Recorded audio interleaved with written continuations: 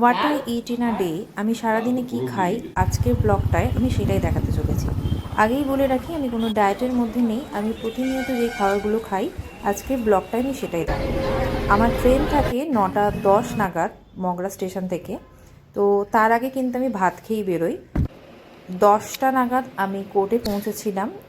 এখন যেহেতু একটা ক্রাইসিস পিরিয়ড চলছে, তো চুঁচুড়ো স্টেশন থেকে চুঁচুড়ো কোর্ট অবধি আসতে যে অটোটা চলে, এখন এলপিজি ক্রাইসিসের জন্য অটো অনেকটাই কমিয়ে দিয়েছে। তাই চুঁচুড়ো স্টেশনে আমাদের অটোর লাইনে 15 থেকে 20 মিনিট দাঁড়াতে হচ্ছে এই গরমে।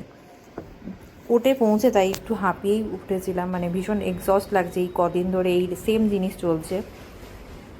যেহেতু ফ্লু হয়েছে, তাই ডাক্তার যে ওষুধটা দিয়েছে সেগুলো খেয়ে নিয়ে সেদিনকার সারাদিনের যা আমার কোর্টে কাজ ছিল সেগুলোর জন্য লেগে পড়লাম।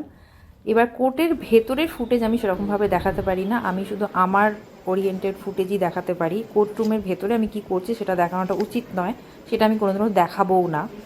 আমার ছোটোবেলাকার বান্ধবী সেদিনকে রেজিস্ট্রি অফিসে এসেছিলো পারমিতা, তার সাথে একটুখানি দেখা করে 1টা নাগাদ একটা ডাব খেয়েছিলাম, শরীরকে একটু হাইড্রেট করে আবার কাজে লেগে পড়েছিলাম।